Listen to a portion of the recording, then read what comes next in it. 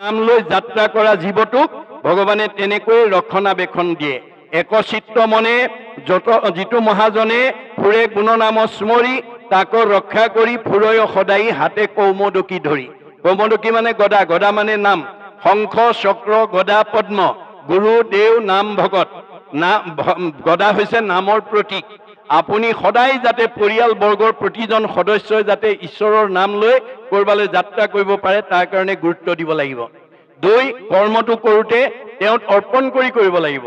যত ধৰ্ম কৰ্ম কৰা কৃষ্ণত অৰ্পণ, তেবে অপ্ৰয়াসে সিজিবে ক প্ৰয়োজন। আপুনি নিমিত্তহে, আপোনাক কোনে কৰাইছে? তেওঁ হৃদয়ত থাকি চৈতন্য কৰি ৰখাৰ কাৰণে আপুনি কামটো কৰিছে। তাকে নুবুজি যদি মই কৰিছো বুলি ভাবে, তেতিয়াহ'লে আপোনাৰ মোৰ অৱস্থা যশোদাৰ দৰে হ'ব।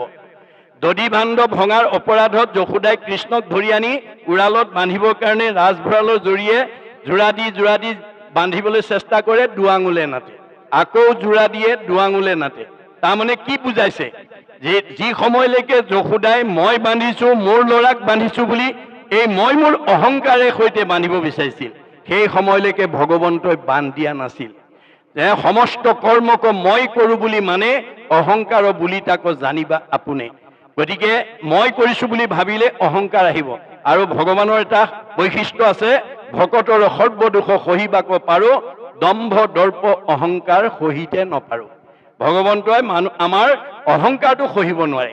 গতিকে আমি অহংকাৰ শূন্যভাৱে আমি যাতে কৰ্মবিলাকত আগবাঢ়ি যাব পাৰো, দাস্যত্ব ভাৱ লৈ ভগৱানৰ ওপৰত বিশ্বাস ৰাখি আমি যাতে কৰ্ম কৰিব পাৰো, তাৰ কাৰণে আমাৰ প্ৰথম এই অধ্যায়ৰ প্ৰথম আদৰ্শটো আমাক সেইটো দিছে যে আপুনি সমাজত নিজক প্ৰতিষ্ঠা কৰিবলৈ হলে আপুনি নম্ৰ বা দাস্য ভাৱৰ হ'ব লাগিব। অহংকাৰী মানুহক কোনেও সমাজে স্বীকৃতি নিদিয়ে। সেইকাৰণে দাৰ্শনিক পণ্ডিতে কৈছে, to become great one we must be humble. আপুনি সমাজত নিজক প্ৰতিষ্ঠা কৰিবলৈ হলে আপুনি নম্ৰ ভাৱৰ, দাস্যত্ব ভাৱৰ হ'ব লাগিব। অহংকাৰী মানুহক কোনেও স্বীকৃতি নিদিয়ে। সমাজে যাক বেয়া পায়, ঈশ্বৰে তাক বেয়া পায়। গতিকে আমি সমাজে ভাল পোৱা কাম কৰি ঈশ্বৰৰ যাতে প্ৰিয় হ'ব পাৰো, তাৰ কাৰণে আমি ইয়াৰ পৰা এই আদৰ্শটো নিজেও ল'ব লাগিব আৰু ল'ৰা ছোৱালীকো শিকাব লাগিব। সেইকাৰণে তেওঁ প্ৰথম যে যাৰ নাম নাৱে কৰে সংসাৰত পাৰ। যেনেকৈ এখন সাগৰ বা নদী পাৰ হ'বলৈ এখন নাৱত উঠিলে আমি নিৰ্বিঘ্নে পাৰ হৈ যাব পাৰো, তেনেকৈ এই সংসাৰ সাগৰখন আমি পাৰ হ'বলৈ হলে ঈশ্বৰৰ নামৰ নৌকাত আমি উঠিব লাগিব। ঈশ্বৰৰ নাম লৈ কৰ্মবিলাক কৰিব লাগিব। ঈশ্বৰৰ নাম এৰি মই কৰিছো ভাৱেৰে যাতে আমি কোনো কাম কৰিব লগা নহয়, তাৰ প্ৰতি আমি গুৰুত্ব দিব লাগিব। হেনয় কৃষ্ণক কৌটি কৌটি নমস্কাৰ। কোটি কোটিবাৰ সেইজন ভগৱন্তক শংকৰদেৱে নমস্কাৰ জনাই আমালৈ আদৰ্শটো এৰি দিছে। জয় জয় দৈৱকী নন্দন আদি দেৱ, ব্ৰহ্মা মহেশ্বৰো যাৰ সদা কৰে সেৱ। আপুনি মননো কোন? সৃষ্টিকৰ্তা ব্ৰহ্মা, সংহাৰকৰ্তা শিৱ, পালনকৰ্তা বিষ্ণুকে প্ৰমুখ্য কৰি ৩৩ কোটি দেৱতাই ভগৱানৰ আজ্ঞা অনুকূলে কাম কৰে। তেওঁলোক স্বতন্ত্ৰ নহয়, তেওঁলোক পৰতন্ত্ৰ, তেওঁলোক আজ্ঞাবাহী ভিত্ত।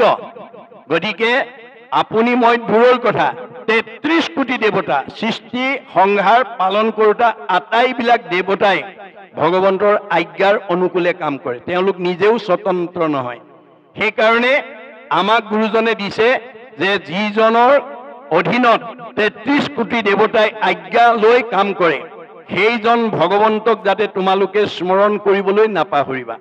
যিজনৰ টিপিটিত তুষ্ট হ'ব দেও, জানিবা সিজন পিতৃ এক কৃষ্ণ দেও।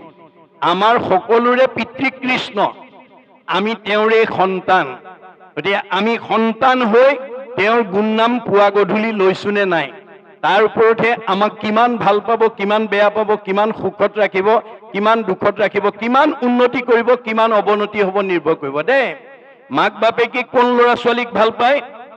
যি ল'ৰা ছোৱালীয়ে মাক বাপেকক শ্ৰদ্ধা কৰে, ভক্তি কৰে,